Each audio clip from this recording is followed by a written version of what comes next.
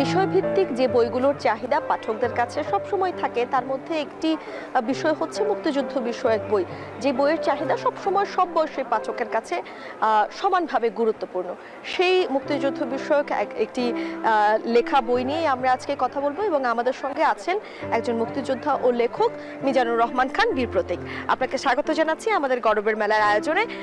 বলছিলাম, পাঠকদের কাছে সবসময় বিষয়ভিত্তিক বইয়ের একটা চাহিদা রয়েছে, এবং সেই বিষয়গুলোর মধ্যে মুক্তিযুদ্ধ একদমই শীর্ষে রয়েছে, এবং সব ধরনের সব বয়সী পাঠকের কাছেই কিন্তু এই বইগুলোর চাহিদা রয়েছে।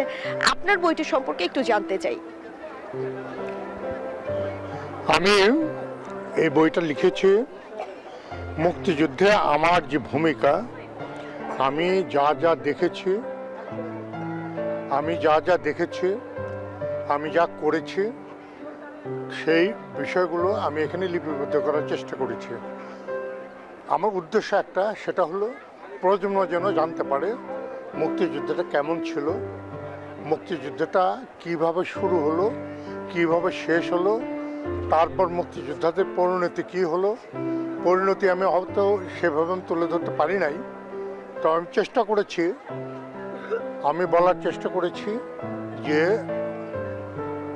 মুক্তিযুদ্ধকে আপনারা জানুন, প্রজন্মের যারা আছেন তারা মুক্তিযুদ্ধকে জানুন। মুক্তিযোদ্ধারা শেষ হয়ে গেছে। প্রায়শই একটা প্রশ্ন আমাদের সামনে আসে, সেটা হলো ভুয়া মুক্তিযোদ্ধা, সঠিক মুক্তিযোদ্ধা। That's not my headache. মুক্তিযোদ্ধা ইজ মুক্তিযোদ্ধা। যারা ভুয়া হবে তারা ঝরে যাবে, কিন্তু মুক্তিযুদ্ধ কখনো ঝরে যাবে না। মুক্তিযুদ্ধ আমাদের জাতির জন্য একটা সেরা অর্জন, যার মাধ্যমে আমরা একটা দেশ পেয়েছি, আমরা স্বাধীনভাবে কথা বলতে পারছি, আমরা আন্দোলন করতে পারছি, আমরা উন্নয়ন করতে পারছি, আমরা ব্যবসা করতে পারছি, আমরা বই। জানতে চাই যে এই যে মুক্তিযুদ্ধ বিষয়ক লেখালেখি, আপনারা যারা মুক্তিযোদ্ধারা এখনো পর্যন্ত আমাদের মাঝে আছেন, তারা লেখালেখি চালিয়ে যাচ্ছেন, আপনাদের লেখালেখির মধ্য দিয়ে কিন্তু আমরা মুক্তিযুদ্ধের যে সঠিক ইতিহাস সেটি জানতে পারছি। কিন্তু আমরা বিগত সময়ে কিন্তু অনেক দেখেছি যে আসলে মুক্তিযুদ্ধকে একটি গোষ্ঠী নিজের বলে দাবি করছে, কিছু মানুষ নিজেদের মুক্তিযুদ্ধের চেতনা বিক্রি করছে। এই বিষয়গুলোকে আসলে আপনারা বইয়ের মধ্যে লিপিবদ্ধ করছেন, যেটি আসলে তরুণ প্রজন্ম যেন সেই বা অন্যের কথায় আসলে যেন বিভ্রান্ত না হয়। আমার একটু মূল উদ্দেশ্য কিন্তু এটাই। আমি টিভি খুলে দেখি আর একজন আমার যুদ্ধের কাহিনী বর্ণনা করছে, যেখানে আমার অনুপস্থিত, আমার উপস্থিতি নাই সেখানে। একটা সাধারণ উদাহরণ দিই, আমার সেক্টর কমান্ডার কর্নেল তাহের যেদিন উন্ডেড হলেন, আমি তাকে যুদ্ধক্ষেত্র থেকে উঠায় নিয়ে আসছি। আমি টিভিতে দেখতেছি তার ভাইরা তারা দাবি করছে যে তারা তাকে পানি খাওয়াইছে, তাকে উঠায় নিয়ে আসছে। এইটা নিয়ে আমাদের করুণা করা ছাড়া কিছু করার নেই। কাজে সত্য ঘটনাগুলো প্রজন্ম জানুক, এটি হলো আমার মুক্তিযুদ্ধে লেখার উদ্দেশ্য। এবং অনেক সব প্রাণ খুব গুরুত্বপূর্ণ, সব প্রাণী আমাদের কাছে মূল্যবান, কিন্তু মুক্তিযুদ্ধে একটা বিদেশি সৈনিকদের সঙ্গে আমাদের যুদ্ধ করা, এটা মানে কল্পনা করা একটা প্রজন্মের জন্য কঠিন ব্যাপার। আমি চাচ্ছি যে প্রজন্ম মুক্তিযুদ্ধের উপরে বইগুলো লেখুক, বিশেষ করে মুক্তিযুদ্ধের যোদ্ধাদের লেখা মুক্তিযুদ্ধের বই। কারণ অন্যান্য লেখক যারা মুক্তিযুদ্ধের বই লিখছেন, আমি তাদের নাম উল্লেখ করতে চাচ্ছি না, সেখানে অনেক কিছু প্রতিক্রিয়াশীল আছে, অনেক কিছু বানিয়ে বলার আছে। আপনি একটা কথা বললেন, চেতনা, মুক্তিযুদ্ধের চেতনা, যারা মুক্তিযুদ্ধ ছিল না তারা বুঝতে পারবে না যে মুক্তিযুদ্ধের চেতনাটা কি নিয়ে আমরা যুদ্ধ করেছি, কেন আমরা যুদ্ধ করেছি, কাদের বিরুদ্ধে যুদ্ধ করেছি, আমাদের উদ্দেশ্য কি ছিল, সেটা তো প্রতিফলিত হয় নাই। আজও আমরা মুক্তিযুদ্ধকে খুঁজে ফিরছি, যে মুক্তিযুদ্ধে পর আমরা যে অর্জিত স্বাধীনতা, এই স্বাধীনতা আমরা কতটুকু ভোগ করছি।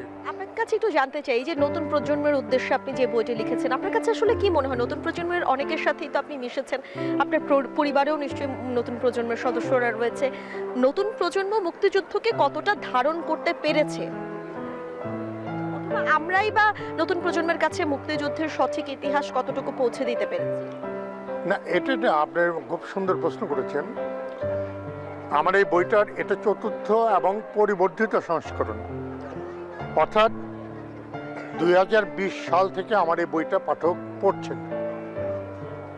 এটা প্রমাণ করে যে প্রজন্ম কিন্তু আমার বইটাকে গ্রহণ করেছে। আমার 4th এডিশন এবং উইথ এটাকে কি বলবো কারেকশন, হ্যাঁ এটা বলা যায়। তো আমার এই বইটার সঙ্গে সংশ্লিষ্ট যারা সবাই কিন্তু প্রজন্মের, কাজে প্রজন্ম মুক্তিযুদ্ধকে অবশ্যই ধারণ করে, তা না হলে আজকে আমরা এই পর্যন্ত চলে আসতে পারতাম না। আজকে আপনারা প্রজন্মের, আপনারা যারা এই যে প্রয়োজন মনে করছেন যে একজন মুক্তিযোদ্ধার যে বই লিখেছে সেই সম্পর্কে আপনারা জানার জন্য, আপনি কল্পনা করতে পারবেন না যে আমার এই বইটাতে এমন কিছু জিনিস আছে যে এই অবস্থায় আমরা কেন যুদ্ধ করেছিলাম, আমাদের যুদ্ধটা কেন ছিল। আর এই যে আপনি গত বেশ কিছু বছর যেভাবে প্রচার প্রচারণা চালানো হয়েছে, আপনি খোঁজ করে দেখেন তাদের অবদান কোথায়। এটি আসলে একটি গুরুত্বপূর্ণ বিষয়, যে এটি আমি বলছিলাম যে আমরা দেখেছি বেশ কয়েক বছরে মুক্তিযুদ্ধ একটি গোষ্ঠীর হয়ে গেছে, একটি দলের হয়ে গেছে, কিছু ব্যক্তিগত মানুষের হয়ে গেছে যারা সেই মুক্তিযুদ্ধের চেতনায় বিক্রি করেছে শুধু। সেটি আসলে তরুণ প্রজন্মের কাছে সঠিক ইতিহাসটুকু পৌঁছে দিতে পারেনি হয়তো। এই বিষয়গুলো নিয়ে আমরা আজকে কথা বলছিলাম। আপনাকে অনেক ধন্যবাদ আমাদের সঙ্গে গৌরবের মেলার আয়োজন। আপনাকেও ধন্যবাদ। প্রজন্মকে আহ্বান জানাবো, তোমরা মুক্তিযুদ্ধ সম্পর্কে জানো, মুক্তিযুদ্ধকে পড়াশোনা করো, তোমরা গবেষণা করো, তোমরা লেখো, নিজেরা লেখো। তোমরা মুক্তিযুদ্ধ কেমন শুনেছো, তোমরা নিশ্চয়ই, তোমরা তা দেখো নেই, তোমার শুনতে হবে, পড়তে হবে, জানতে হবে। সবাইকে ধন্যবাদ। গৌরবের মেলার আয়োজনে ছিলাম আমরা। আসলে একটি ইতিহাস কখনোই মুছে যায় না, কিংবা কেউ চাইলেও মুছে দিতে পারে না। আপনি যদি সেই ইতিহাস জানতে চান তাহলে আসলে অনেকভাবে, আপনার যদি জানার আগ্রহ থাকে, আপনি অনেকভাবে অনেক মাধ্যমে কিন্তু সেই ইতিহাস জানতে পারবেন।